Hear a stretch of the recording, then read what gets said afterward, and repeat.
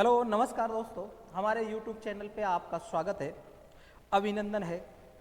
आज हम लोग एक नया टॉपिक स्टार्ट करने वाले हैं।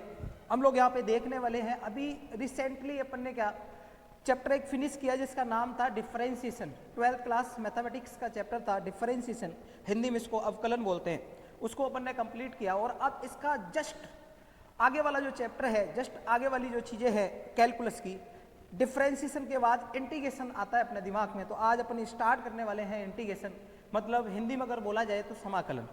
ये जो वीडियो है वो हिंदी मीडियम और इंग्लिश मीडियम दोनों के लिए इंपॉर्टेंट है, दोनों लोग इसको देख सकते हैं, क्योंकि यहाँ पे जो मैं टर्म्स लिखता हूँ वो दोनों में आपको लिख के प्रोवाइड करवाता हूँ। क्लियर है ना? तो यहाँ पे आपको ना तो हिंदी मीडियम वालों को कोई प्रॉब्लम आने वाली है, ना ही इंग्लिश मीडियम वालों को प्रॉब्लम आने वाली है। मैथमेटिक्स एक ऐसा सब्जेक्ट है जिसको आप वाई लैंग्वेज मतलब दोनों लैंग्वेज में पढ़ के काम चला सकते हो। आपकी चीज़ें समझ में आनी चाहिए, आप कैसे क्वेश्चन अटेम्प्ट करते हो, आपका प्रोसेस क्या है, आपकी सोच क्या है क्वेश्चन को अटेम्प्ट करने की, वो डिपेंड करती है क्वेश्चन को लास्ट आंसर तक ले जाने के लिए। क्लियर है ना? तो आज का जो चैप्टर है, आज का जो टॉपिक है वो आपका है समाकलन। क्या है? समाकलन। बोला जाए इसको क्या बोलते हैं? इंटीग्रेशन। इंटीग्रेशन मतलब समाकलन की बात कर रहे हैं अपन। किसकी बात कर रहे हैं? समाकलन। बेटा ये जो टॉपिक है ये बहुत इंपॉर्टेंट है। अगर आपके बोर्ड एग्जाम के पॉइंट ऑफ व्यू से देखा जाए तब भी इसके बहुत सारे क्वेश्चन आते हैं। बेसिक आपको पता होना चाहिए, इसका यूज भी है, आगे एप्लीकेशन ऑफ इंटीग्रेशन है, वहां पे भी आपको इसका यूज दिखेगा। और भी चैप्टर्स हैं, पूरी जो कैलकुलस है आपकी लगभग 38 मार्क्स की आती है, उसमें ये समाकलन जो चैप्टर है अगर ये आपको आ गया, उस 38 में से लगभग आप 20 मार्क्स कवर कर लोगे। और किसी अगर एंट्रेंस एग्जाम की बात की जाए आगे चल के, जब भी आप कोई एंट्रेंस एग्जाम दोगे 12th के बाद, तो उसमें इस समाकलन से बहुत सारे क्वेश्चन रहते हैं, इस इंटीग्रेशन से बहुत सारे क्वेश्चन रहते हैं। तो बिल्कुल मैं मान के चल रहा हूँ आपको इंटीग्रेशन का आई भी नहीं आता है, समाकलन का सा भी नहीं आता है। बिल्कुल बेसिक से हम लोग स्टार्ट करेंगे और आगे बढ़ते हुए बिल्कुल पीक तक जाएंगे, हाई लेवल तक जाएंगे। उसके क्वेश्चंस क्या क्या बन सकते हैं वो सारी चीजें अपन देखेंगे। अभी जो यहाँ पे इस वीडियो में जो मैं डिस्कस करने वाला हूं वो बेसिक्स ऑफ इंटीग्रेशन, इंटीग्रेशन है क्या, क्या क्या इसमें करते हैं, किन किन चीज़ों का ध्यान रखना पड़ता है, वो सारी चीज़ें विद एग्जांपल्स अपन आगे बढ़ते जाएंगे और चीज़ों को क्लियर करते जाएंगे। क्लियर है ना? तो अगर बात की जाए इसकी डेफिनेशन की बात की जाए, किसकी बात की जाए? डेफिनेशन। डेफिनेशन की बात की जाए मतलब इसकी परिभाषा की बात की जाए। किसकी? अगर डेफिनेशन मैं इंग्लिश में बोलूं तो आप बोल सकते हो कि integration it is a reverse process. क्या है? Reverse process of differentiation. किसका है? डिफरेंशिएशन। ये जो इंटीग्रेशन है वो क्या है? रिवर्स प्रोसेस है। किसका है? डिफरेंशिएशन का एक रिवर्स प्रोसेस है। उसको क्या बोलते हैं अपन? इंटीग्रेशन बोलते हैं। अगर मैं परिभाषा इसकी हिंदी मीडियम के लिए देखना चाहें तो हम क्या लिखेंगे? परिभाषा क्या होगी कि अवकलन के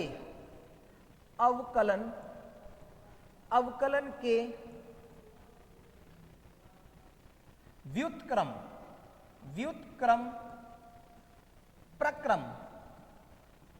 प्रक्रम को क्या कहते हैं भैया? को समाकलन कहते हैं। क्या कहते हैं? समाकलन कहते हैं।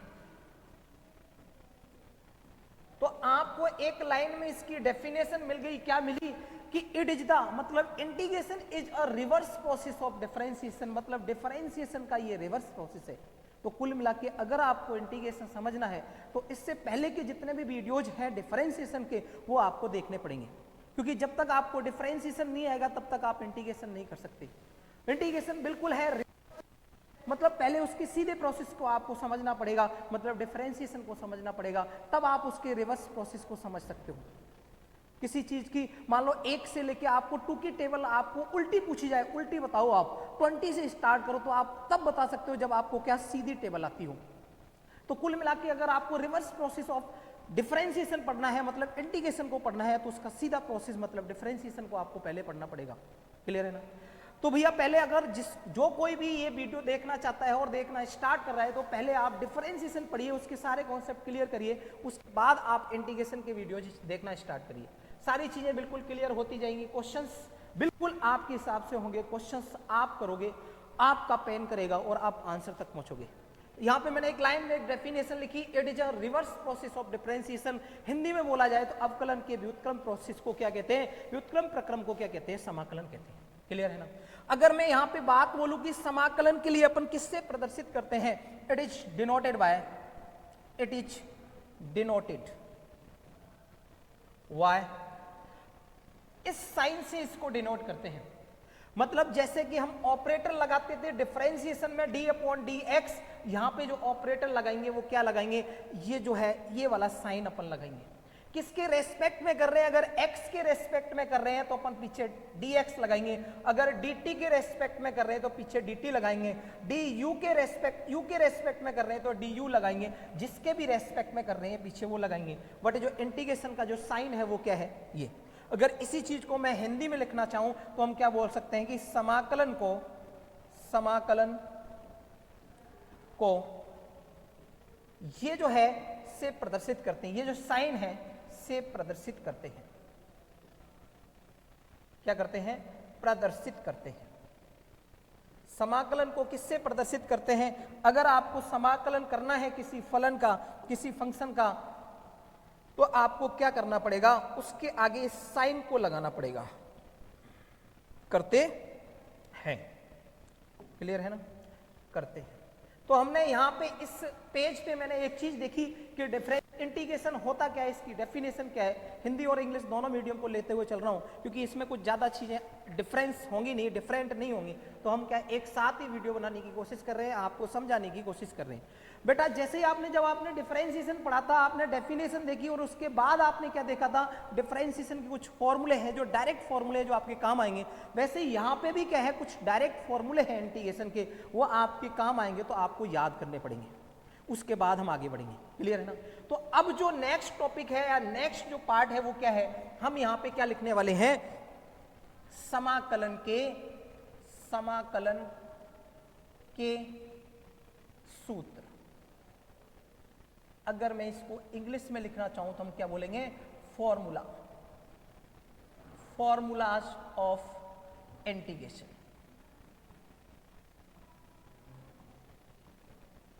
फॉर्मूला हम देख रहे हैं, फॉर्मूला क्या क्या है। अगर आप एक चीज यहां पे देखोगे, मैंने अगर आपको अभी जस्ट पहले मैंने आपको डेफिनेशन बोली, मैंने कहा आपको समाकलन की परिभाषा क्या है, तो आपने क्या बोला, ये जो व्युत्क्रम प्रोसेस किसका, व्युत्क्रम प्रक्रम किसका, अवकलन का, उसी को क्या बोलते हैं, समाकलन बोलते हैं। मतलब इसके जो फॉर्मूले भी हैं कहीं ना कहीं रिलेट करेंगे आपके डिफरेंशिएशन के फॉर्मूले से। आपको फॉर्मूले याद नहीं करने हैं, अगर जो आपने डिफरेंशिएशन के फॉर्मूले आपको याद हैं तो इंटीग्रेशन के फॉर्मूले याद करने में आपको को बिल्कुल भी 1% भी क्या जोर आने वाला नहीं है। क्लियर है ना। तो मैं एक तरफ लिख रहा हूं समाकलन के फॉर्मूले और एक तरफ लिख रहा हूं डिफरेंशिएशन के फॉर्मूले, ताकि आपकी चीजें क्लियर हो जाए, आपको चीजें याद नहीं करनी पड़े, आप सिर्फ रिलेट करके और उसका फॉर्मूला निकाल के रख दो हमारे सामने। क्लियर है ना। तो इधर हमने लिख रहे हैं, इधर मैं लिख रहा हूं डिफरेंशिएशन के फॉर्मूले, किसके, डिफरेंशिएशन के फॉर्मूले। डिफरेंशिएशन के फॉर्मूला आपने देखा था कि d upon D X of क्या, साइन एक्स क्या था, तो आपने बोला सर इसका cos x था। अगर मैं पूछूं कि d upon D X of cos x क्या था, तो आप बोलोगे सर इसका था माइनस का साइन x। अगर मैं पूछूं d upon D X of ten x का क्या था, टेन एक्स का क्या था, तो बोलोगे sec स्क्वायर x। यहां पे मैं बोलूं कि d upon D X of, अगर आपको पूछा जाए कि cot x का क्या था, तो आप बोलोगे कि माइनस का कोसेक स्क्वायर x था। अगर मैं पूछूं कि d upon D X of आपका कोसेक x का क्या था, तो बोलोगे कोसेक x का जो था डिफरेंशिएशन वो क्या था, माइनस का कोसेक x और कॉट x। अभी मैं आपको सिर्फ डिफरेंशिएशन के फॉर्मूले दिखा रहा हूं, इधर मैं समाकलन के फॉर्मूले लिखने वाला हूं, इंटीग्रेशन के फॉर्मूले लिखने वाला हूं। आपको बिल्कुल भी याद नहीं करने पड़ेंगे अगर आप चीजों को सही से देखोगे तो। अगर मैं बोलूं कि d upon D X of e की पावर x का देखा जाए, तो बोलोगे सर e की पावर x ही होता है। कुछ फॉर्मूले में और लिख रहा हूं यहां पे। मान लो आपसे बोला जाए कि d अपॉन, इसको दूसरे कलर की लाइन से अपन बना देते हैं ताकि चीजें क्या हो जाए, क्लियर हो जाए।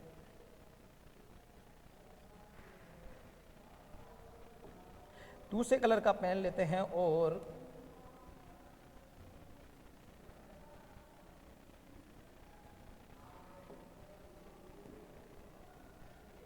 अब देखो यहां पे हमें क्या करना है, हमें यहां पे अब किसका फॉर्मूला लिखना है, मान लो d upon D X of log x. अगर आपको इसका डिफरेंशिएशन पूछा गया है तो 1 upon x, d upon D x, और आपसे बोला गया कि आप मेरे को बताइए कि x की पावर n का फॉर्मूला क्या होता, तो बोलोगे सर n मल्टीप्लाई x की पावर n माइनस 1। और आगे बढ़ेंगे d अपॉन डी एक्स, आप बोलोगे सर कि एक फॉर्मूला और बता दीजिए, जैसे कि आपको बोला गया कि tan इनवर्स x का फॉर्मूला क्या है, तो बोलोगे सर tan इनवर्स x का formula 1 upon 1 plus x square है। मैं पूछूं कि d upon D X of, आपको पूछूं कि साइन इनवर्स x का फॉर्मूला क्या है, तो बोलोगे sir 1 upon root of 1 minus x square. Clear है ना। अगर मैं पूछूं आपसे कि d upon D X of sec inverse x का फॉर्मूला क्या है, तो बोलोगे sir 1 upon x root of 1 minus x square minus 1। Clear है ना। ये कुछ फॉर्मूले थे आपके, किसके फॉर्मूला है ये, किसके सूत्र हैं, ये आपके अवकलन के सूत्र हैं। मैंने इनको क्यों लिखाया यहाँ पे, क्योंकि मैं इनका कुछ कनेक्शन किससे जोड़ने वाला हूं, इंटीग्रेशन के फॉर्मूलों से, मतलब समाकलन के सूत्रों से। मैंने आपको पहले डेफिनेशन में बोला कि इंटीग्रेशन है जो है, integration is a reverse process of differentiation, मतलब कि समाकलन अवकलन के व्युत्क्रम प्रोसेस को कहते हैं। कैसे कहते हैं देखते हैं। देखो अगर मैंने इंटीग्रेशन, यहां पे हम क्या लिखने वाले हैं, इंटीग्रेशन के फॉर्मूले, क्या इंटीग्रेशन फॉर्मूला।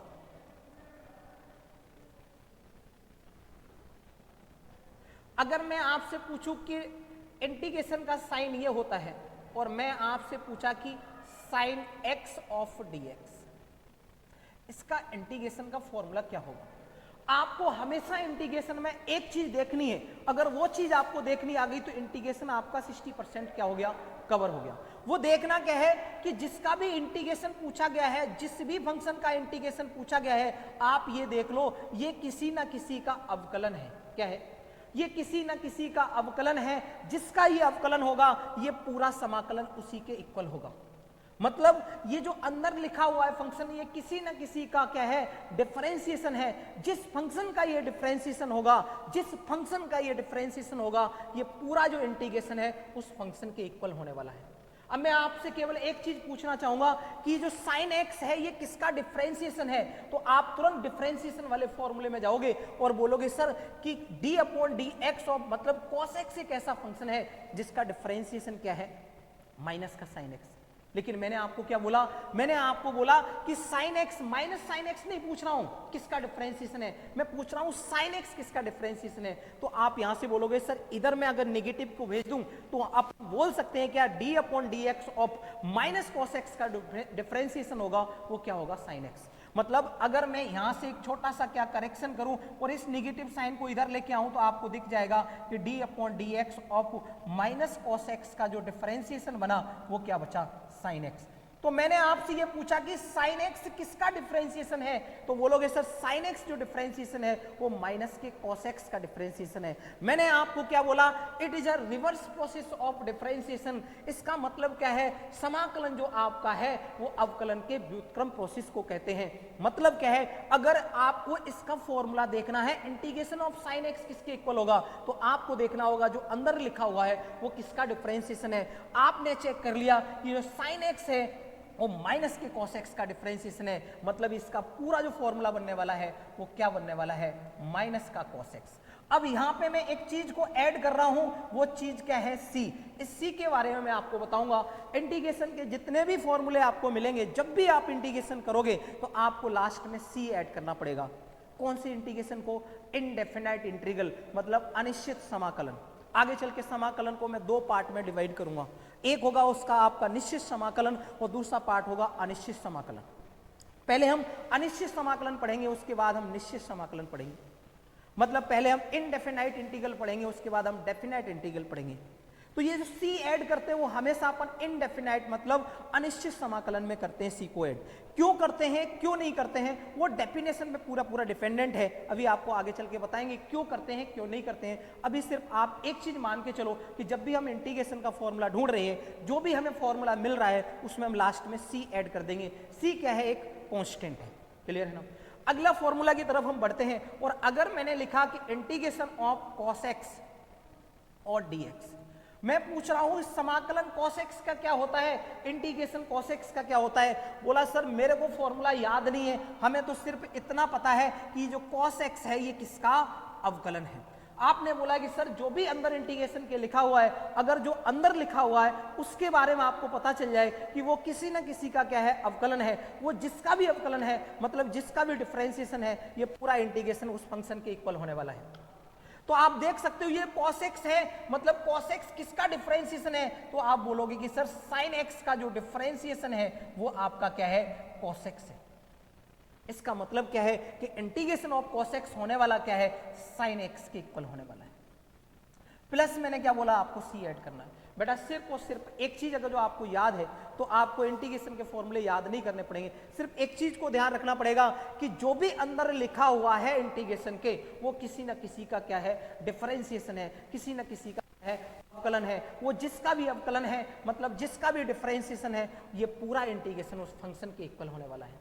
ये जो cos x था वो sin x का डिफरेंशिएशन था, इसलिए इंटीग्रेशन ऑफ cos x क्या हो जाएगा, sin x। ये सारी चीजें कहां से निकल के आ रही हैं, ये डेफिनेशन से निकल के आ रही हैं। डेफिनेशन में क्या बोला था आपको कि it is the reverse process of differentiation. यहाँ पे देखो रिवर्स चीजें हो रही हैं। अगर आपको डिफरेंशिएशन पता है तो आप इंटीग्रेशन का फॉर्मूला निकाल रहे हो। क्लियर है ना? आगे मैं आपको पूछूं कि integration of sec square x of dx, इसका फॉर्मूला क्या होगा, तो बोलोगे सर अब तो आपने बता दिया और मेरे को पता चल गया। क्या पता चला कि जो भी अंदर लिखा हुआ है वो किसी ना किसी का क्या है, डिफरेंशिएशन है, जिसका डिफरेंशिएशन है ये पूरा इंटीग्रेशन उसके इक्वल होने वाला है। आप डिफरेंशिएशन के फॉर्मूले में जाओ और देखो कि sec स्क्वायर x जो है वो किसका डिफरेंशिएशन है, तो बोलोगे सर sec स्क्वायर x जो डिफरेंशिएशन है वो किसका है, tan x का। तो ये पूरा इंटीग्रेशन किसके इक्वल होने वाला है, tan x प्लस c। अगर मैं आपको पूछूं इंटीग्रेशन ऑफ sec x और tan x किसका होगा, इसका इंटीग्रेशन क्या होगा, तो बोलोगे सर बहुत आसान काम है, हमें पता है ये जो अंदर लिखा हुआ है, जो कंबाइंड में फंक्शन लिखा हुआ है, ये किसका है, sec x का डिफरेंशिएशन है, इसलिए इस पूरे का जो इंटीग्रेशन है वो क्या हो जाएगा, sec x हो जाएगा। क्लियर है ना?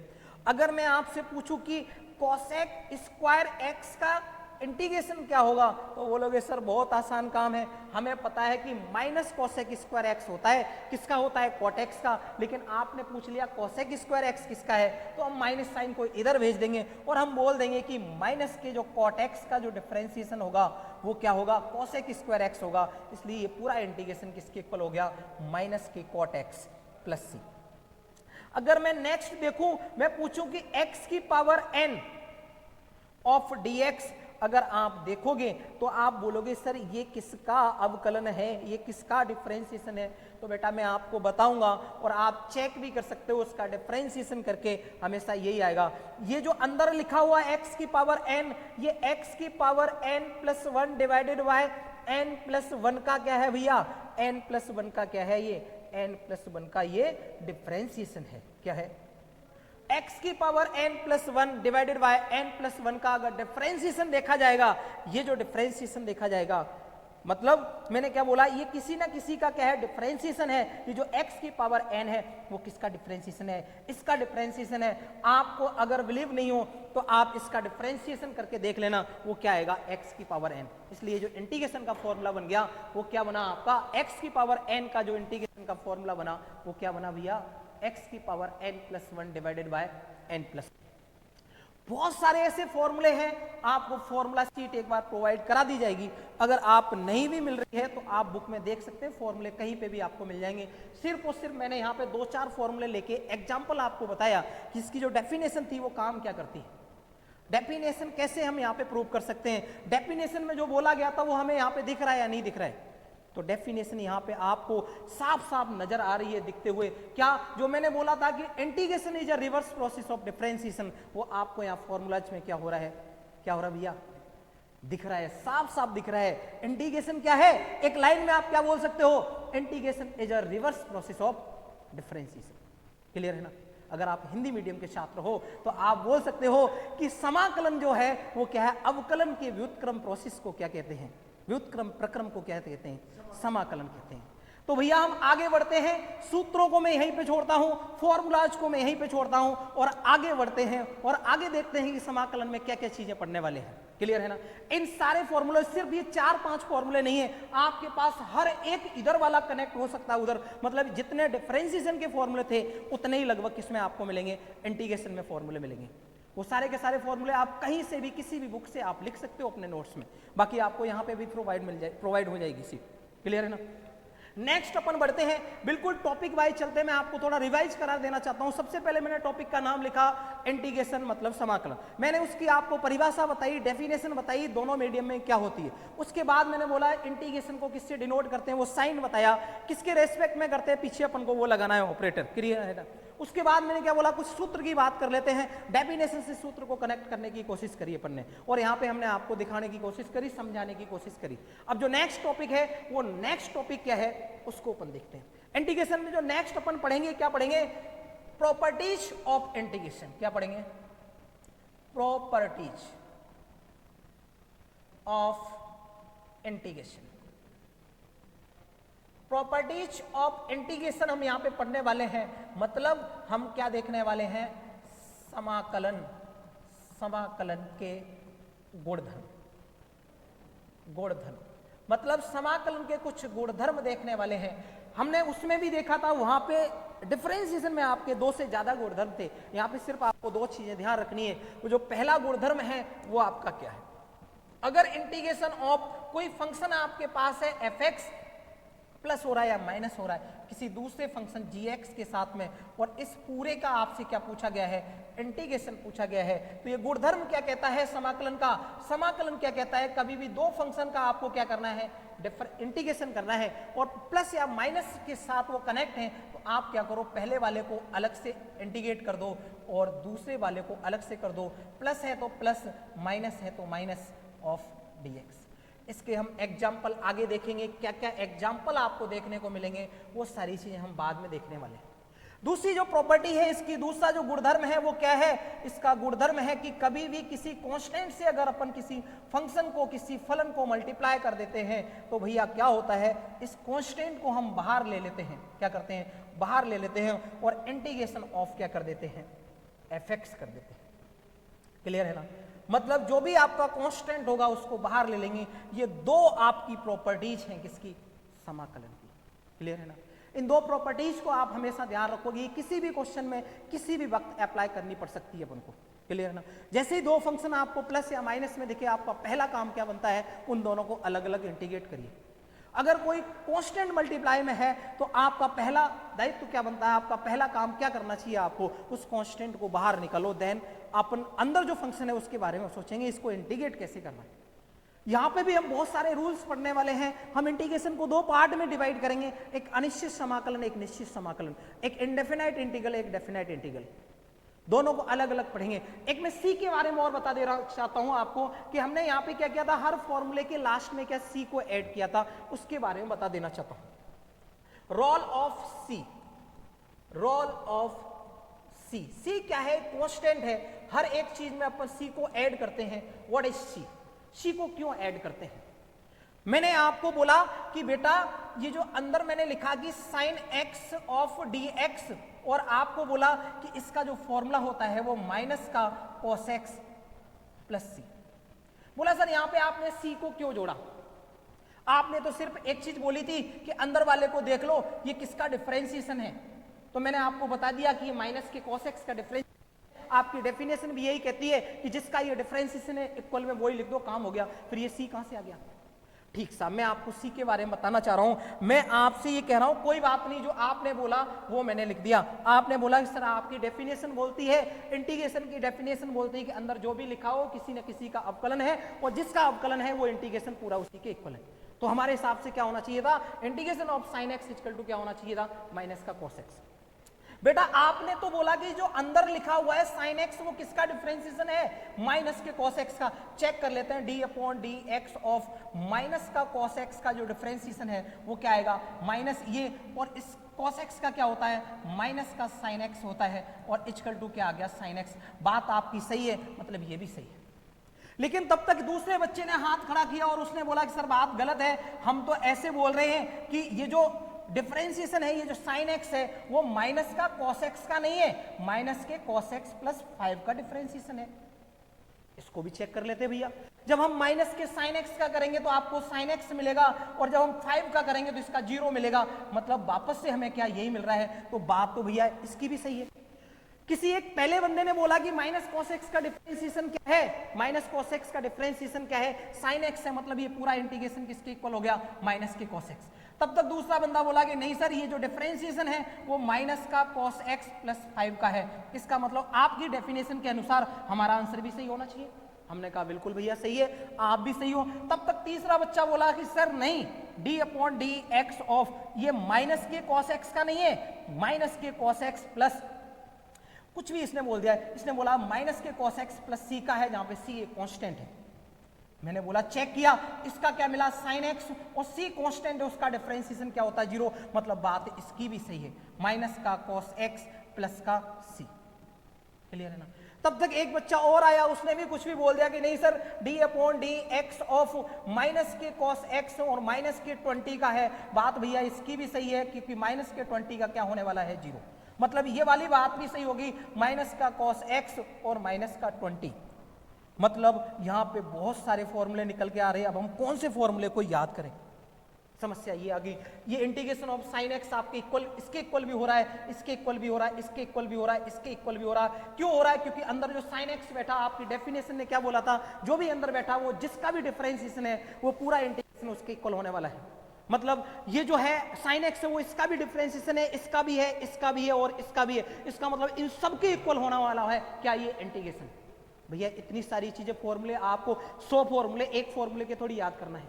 तो मैंने क्या किया, इन सारी चीजों को हटाओ, मैं सबकी बात मानूंगा, और मैंने बोल दिया कि इंटीग्रेशन ऑफ जो sin x है ऑफ dx है वो किसके इक्वल है, माइनस का cos x और प्लस का हमने क्या कर दिया c। अब ये c क्या है, c आप बोल सकते हो कि सर अगर इसकी बात रखनी है तो मैंने c की वैल्यू क्या पुट कर दी, 0। अगर मेरे को इसकी बात रखनी है तो c की वैल्यू यहाँ पे क्या पुट कर दी, 5। अगर मेरे को इसकी बात रखनी है तो c की वैल्यू c पुट कर दी। अगर इसकी वैल्यू इसकी बात रखनी है तो c की वैल्यू क्या पुट कर दी, माइनस का 20। तो सबकी बात रखने के लिए एक कॉमन फॉर्मूला आपको दे दिया कि यहाँ पे क्या करो, आप c को ऐड कर दो, फिर चाहे कोई सा भी हो कांस्टेंट सबके लिए अप्लाई हो जाएगा। यहाँ पे आपको पता चला रोल ऑफ सी क्या है, नहीं तो आप सिर्फ और सिर्फ ऐड करते ही रह जाओगे, फॉर्मूले याद करते ही रह जाओगे, पूरा फॉर्मूला याद करोगे, इंटीग्रेशन ऑफ sin x क्या होता है, लास्ट में सी ऐड कर दोगे, हर किसी के लास्ट में सी ऐड कर दोगे, लेकिन आपको समझ में नहीं आएगा सर, आपको समझ में नहीं आएगा कि ये सी आया कहां से। क्लियर है ना। तो भैया यहाँ पे आप क्या करते हैं, अपन आज की क्लास को यहीं पे ब्रेक करते हैं, और नेक्स्ट जो क्लास होगी बहुत ताबड़तोड़ होगी, बहुत अच्छी क्लास होगी, क्योंकि अपन इंटीग्रेशन को 2 पार्ट में डिवाइड करने वाले हैं। एक पार्ट है अनिश्चित समाकलन और दूसरा पार्ट है निश्चित समाकलन। पहले अपन कवर करेंगे अनिश्चित समाकलन को, बहुत सारे उसके टाइप पढ़ेंगे, बहुत सारे रूल्स पढ़ेंगे, अलग अलग डिवाइड करके पढ़ेंगे, ताकि कंफ्यूजन नहीं हो, ताकि मिक्सिंग नहीं हो। क्योंकि ये जो माइंड है, अगर इस माइंड को आपको 2 रास्ते साफ साफ दिख रहे हैं कि एक रास्ता ये गया, एक रास्ता ये गया, तो ये चूज करने में, उसको सिलेक्ट करने में बिल्कुल भी पजल्ड नहीं होता है। इसको जो भी सिलेक्ट करना होता है उसको सिलेक्ट कर लेता है, उस रास्ते पे चल जाता है। लेकिन जब इसके लिए आपको 50 रास्ते प्रोवाइड करा दिए जाए तो ये कंफ्यूज हो जाता है कि किधर से जाना है, किधर से नहीं जाना है। तो मेरा कहना है जो भी चीजें अपन पढ़ेंगे गुलमिल करके नहीं पढ़ेंगे, अपन टाइप वाइज पढ़ेंगे, ताकि इसके लिए स्ट्रेट या 1 या 2 रास्ते हों, जिसको जिधर जाना है, जब जिसका क्वेश्चन आ गया ये उधर जाके और उस क्वेश्चन को सॉल्व कर दें। आज के लिए इतना ही। थैंक यू, धन्यवाद।